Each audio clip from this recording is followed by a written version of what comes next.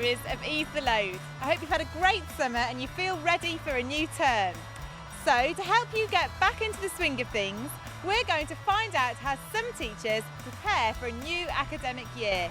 So you never know, we might even pick up some tips and ideas along the way. Firstly, we meet a primary and secondary head teacher and hear their reflections on the past school year. Then teacher Caroline Hodgson shares some words of wisdom gained over 11 school years. And finally, we talk to Will Jenkins, the new kid on the block. How has he found his first year of teaching? Will he stay or will he go? So let's start at the top. What's it like being a head teacher and managing the whole school? Where do they start and who eases their load? Teresa Laybourne at Town End Primary School in Sunderland has just finished her first year as head teacher. I've come to see how she got on and what she'll do differently this year. Hello, nice to meet you. So what opportunities does the start of a new academic year create for yourself? Well, on reflection of last year, there are lots of things that I know I could have done differently. Things like I didn't think I was well planned in the diary, so I need to plan certain things in so that I can actually achieve them, because the terms are flying so quickly. We get to the end of a term and I haven't realised the jobs that I needed to do, so I know I can do that. It's also sharing my vision with new starters and developing them, and it's wonderful seeing teachers being developed. So what advice would you give to any other head teachers?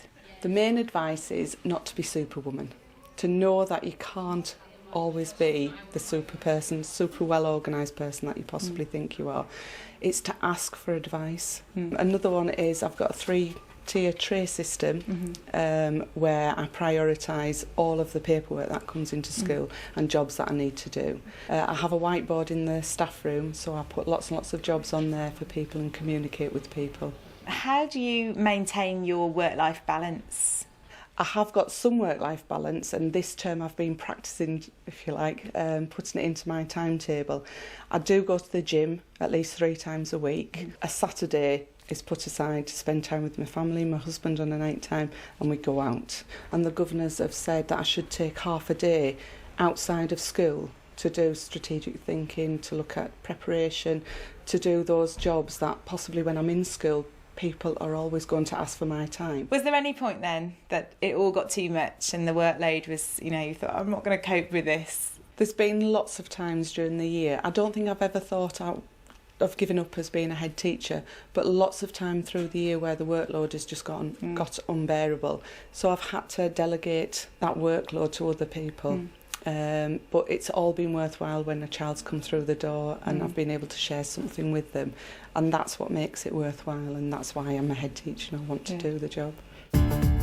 West Park Community School in Derby is a high school with about 1,300 pupils. For head teacher Brian Walker, that must be a heavy workload and a lot of preparation. Just how does he manage it all?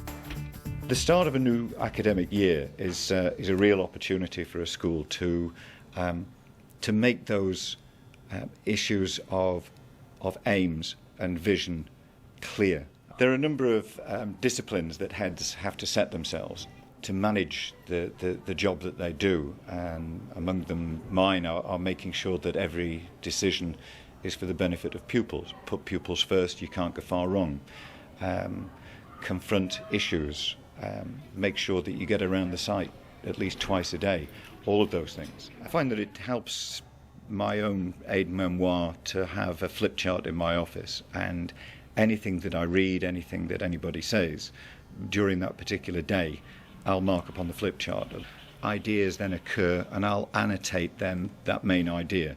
What I end up with at the end of the year is a set of information that I can trawl through for applying to the kinds of situations that we have in this school, because we're always searching for that best solution, that best answer. What to do with disaffected youngsters, what to do with the most gifted and talented, how to get the views of parents, how to engage governors and so on. I think as far as work-life balance for heads is concerned, I think that we have to accept that there isn't one. It's part of the deal. You become a head, this work becomes your life. But that said, it's a cracking job, and it's one of the greatest joys that you can have, to influence the shaping of a school that can provide such a basis for the development of young people. And whilst you're taking all that in, here are a few more top teaching tips. My handy hint for the coming term is to have computers and the staff room, because I think it's a really good place to work.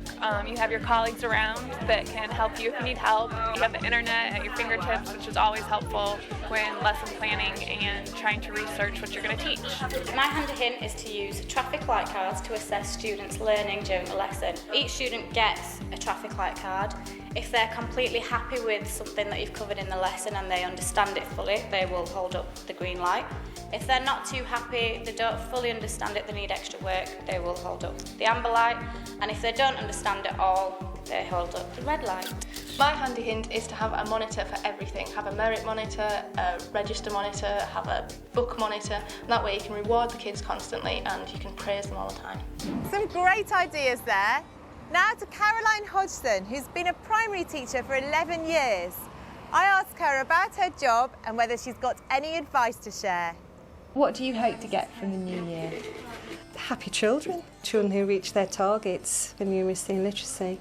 Making sure as well that I use that PPA time successfully so that I haven't got so much to do at home, and just keeping that work-life balance. So the PPA time is going to be statutory in September. How are you going to ensure that you've planned effectively for it and that you fit it into the timetable? You really have to be quite meticulous in the way that you plan for it, and make sure that whatever you've set down you're going to do for that PPA time, that you definitely do it, because it's quite easy to go in and think, I've got a huge list of jobs to do and how much will I get through in that time, and then you find that by the end of the time you haven't actually covered anything. So you need to have one task and be focused that you will complete that task in that time.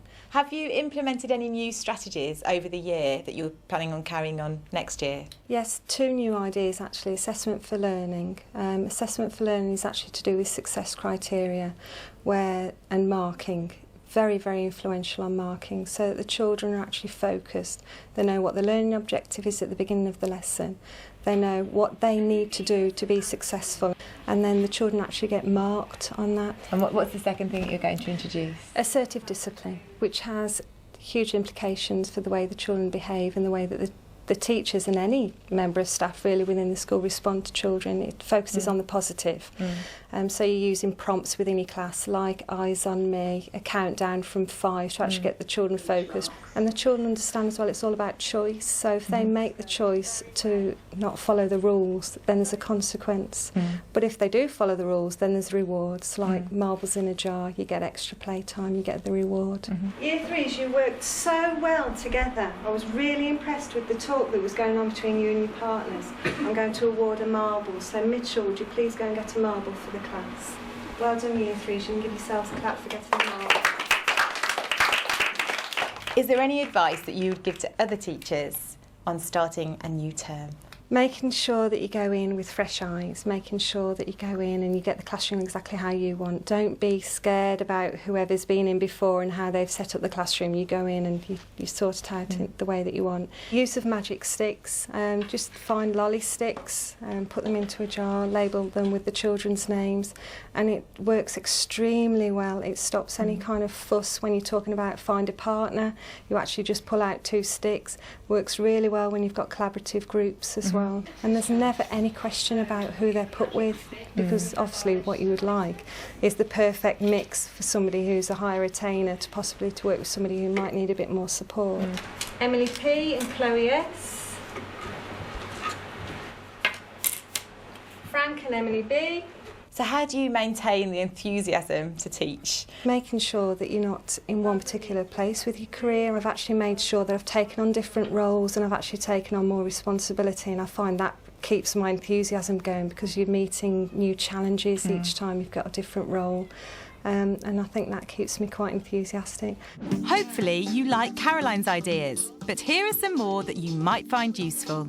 My handy hint to ease my workload is to use a rhythmic clap to get the children's attention in class, either at the end of whole class or group work. For example, get the specialists in. I think it's always important that you can use people to teach the things that you can't do. My handy hint is to use a switch signal like raising your hand to attract attention and get order in a class rather than shouting your head off.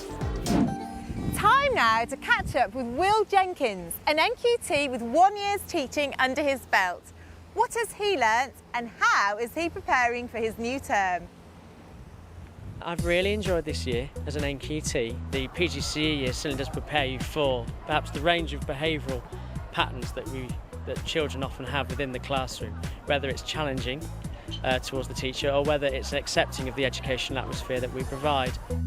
Now what we're going to do in a minute, I'm going to put you into groups, and groups that you're not normally used to working with, because we work with different people in order to bring out the best qualities in yourselves. Looking back now, at the beginning of the year, although I did lay down behavioural strategies and patterns about how they should behave, I've been stricter with them. I was far more amenable than I should have been, and this allowed challenging pupils to perhaps assert their own authority and assert their own discipline within the classroom. For NQT, starting in September, the advice offer is mainly to do with behavioural management. I can remember from my PGCE, we were asked to write down any qualms that we might have about teaching in the classroom, and everybody put down what would happen if they lost control of the class. Now I can reassure NQTs this September that won't happen, and to make sure that children are focusing on task, the one great piece of advice is to describe their behaviour rather than questioning what they are doing. To say, for example, if someone's clicking their pen, that's a sign of anxiety or not concentrating in the classroom. So to say you are clicking your pen has this magic effect that they will drop the pen and pay attention to you, and more often than not apologise. If you say why you're clicking your pen, that offers them an opportunity to answer back, well, I'm clicking my pen, or I can't be bothered. Scott, you got your pen in your mouth. Carl, you're talking across the room. Inappropriate behaviour. What I learnt earlier on is the unconditional love between a parent and a child is always there, but sometimes it can get in the way between actually having to admit that their child may have perhaps behaved quite badly within one of my lessons. And I felt a little unsure about that, and I felt a bit annoyed, and I didn't feel entirely comfortable. But then I suddenly realised that the majority of parents, no matter what set you have, will consistently support how their children should behave in school.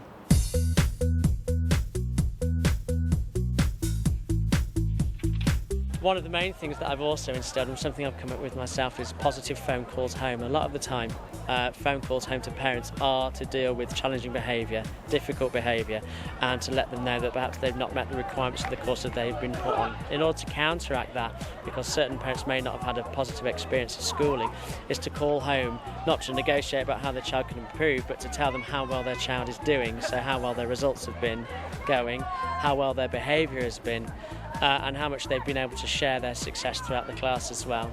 I will be sterner with the children come September. That's not to be absolutely draconian or be bullish in any way. It's an environment to learn in rather than an environment to feel comfortable to learn in. And then the comfort is added later. Well, we've come to the end of our first show already. I do hope we've managed to inspire you with some little ideas that make a big difference. Until next time, goodbye. If you've got any load-easing ideas to share, then please contact us here at www.teachers.tv/ease the load.